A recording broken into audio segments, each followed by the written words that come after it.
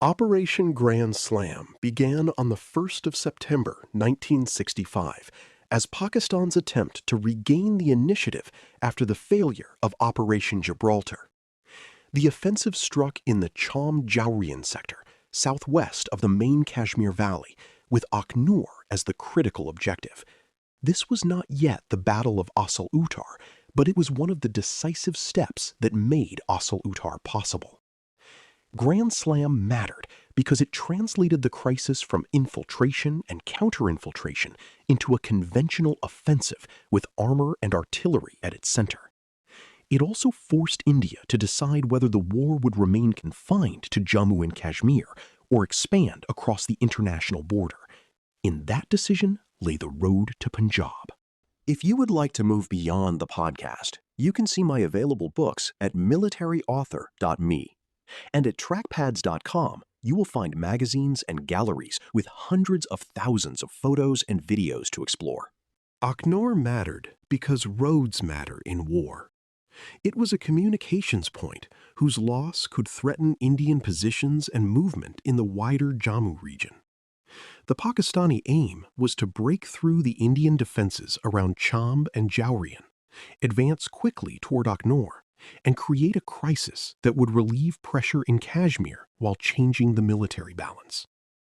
In simple mapless terms, the offensive moved from the border area through a corridor of more open ground, pushing eastward toward the road and river crossings that linked Indian forces to vulnerable sectors beyond.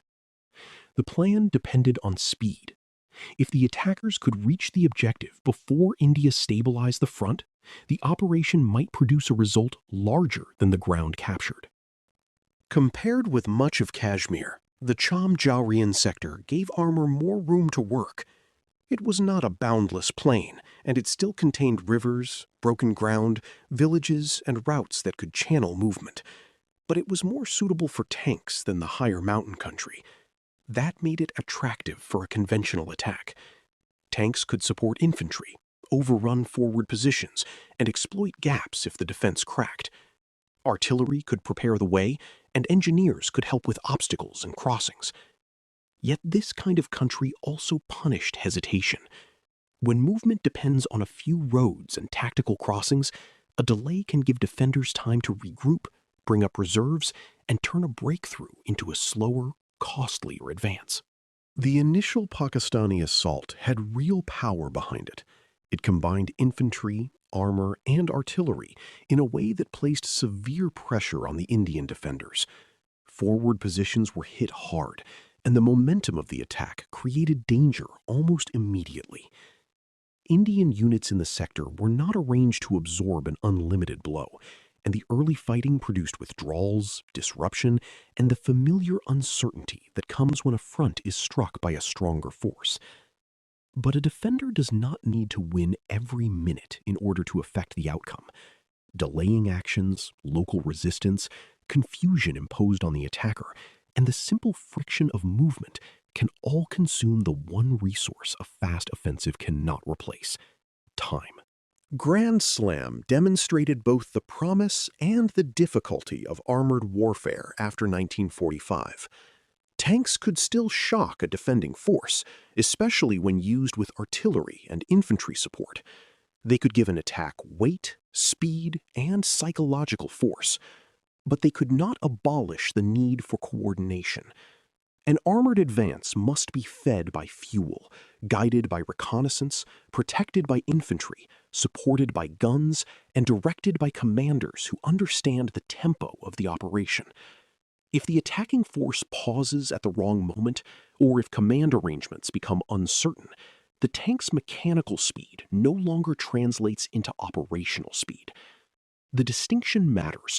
A vehicle can move fast, while an army as a whole slows down.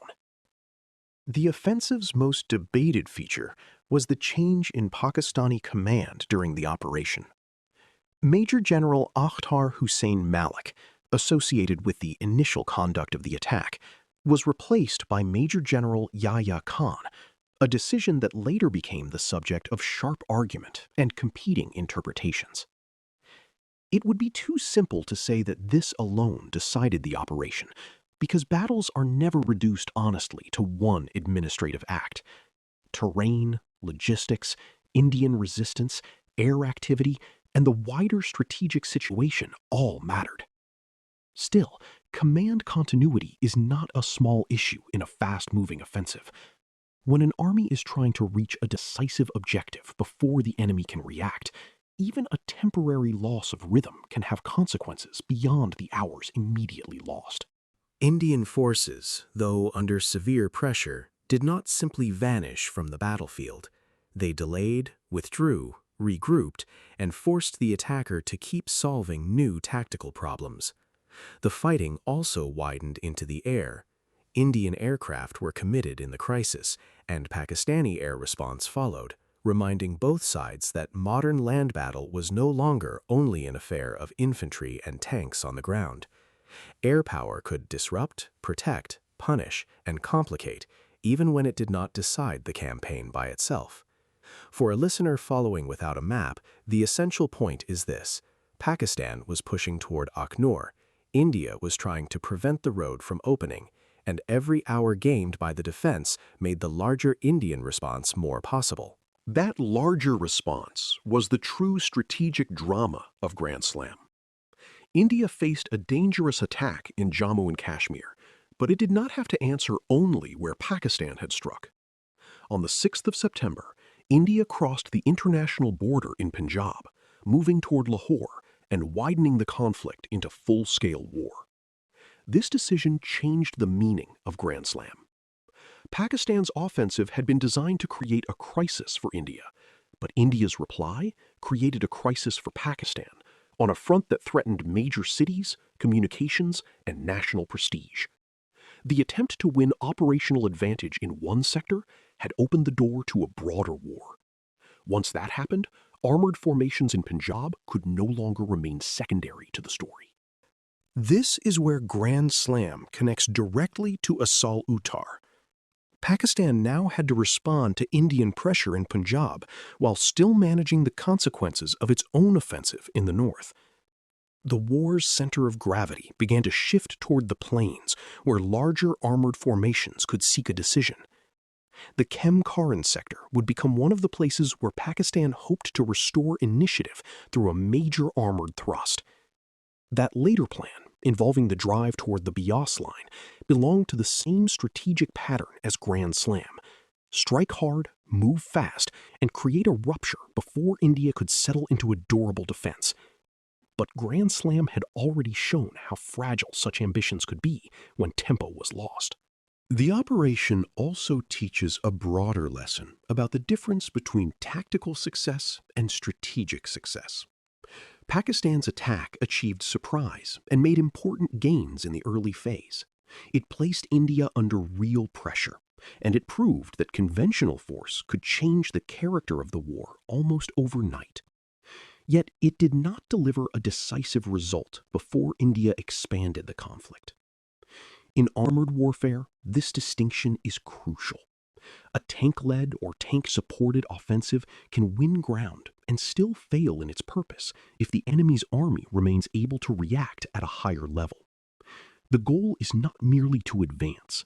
It is to advance in a way that breaks the opponent's plan faster than the opponent can create a new one. For the soldiers and civilians caught in the Cham-Jaurian fighting, the operation was not an abstract lesson in tempo. It meant artillery fire, armored movement, broken positions, fear in villages, casualties that later accounts do not always measure in the same way, and the exhausting work of retreat, pursuit, and defense. Men fought in heat, dust, confusion, and uncertainty, often with only a partial view of the larger decisions being made above them. The commanders spoke in terms of roads, objectives, and operational opportunity, but the battlefield was experienced in smaller fragments: a crossing held too long, a gun position lost, a vehicle disabled, a message delayed, a withdrawal made under pressure. Serious history has to hold both levels together. Grand Slam was famous not because it became a clean victory, but because it exposed the danger and the limits of a bold offensive at the edge of escalation. It came close enough to alarm India, but not fast enough to settle the campaign before India changed the scale of the war. It showed that armored power was valuable only when joined to timing, command clarity, and a political plan that anticipated enemy reaction. In the long arc of tank warfare, from early breakthrough dreams to mature combined arms maneuver, Grand Slam sits as a warning. Shock is not decision. A breakthrough is not exploitation. An objective that looks close on a map can move out of reach when time, terrain, and command friction intervene. By the time the fighting widened into Punjab, Operation Grand Slam had already done its most important work, though not in the way Pakistan intended. It had transformed the war from a crisis centered on Kashmir into a conflict of broader fronts and larger risks. It had forced India to think beyond local defense and toward strategic counterstroke. It had also demonstrated that armored ambition, however powerful at the start, can lose its force if momentum is not preserved. The road to Arracourt did not produce the decisive result Pakistan sought, and the war's attention soon shifted southward and westward. There, around Kemkaran and Asal Uttar, the same questions of speed, terrain, combined arms, and command judgment would be tested with even greater violence. You've been listening to Famous Tank Battles. These battles were never just about machines. They were about doctrine, terrain, firepower, logistics, and the hard problem of turning shock into victory. For more military history writing and books, visit militaryauthor.me. And for magazines, podcasts, and a massive archive of military photos and video, visit trackpads.com. Thanks for listening.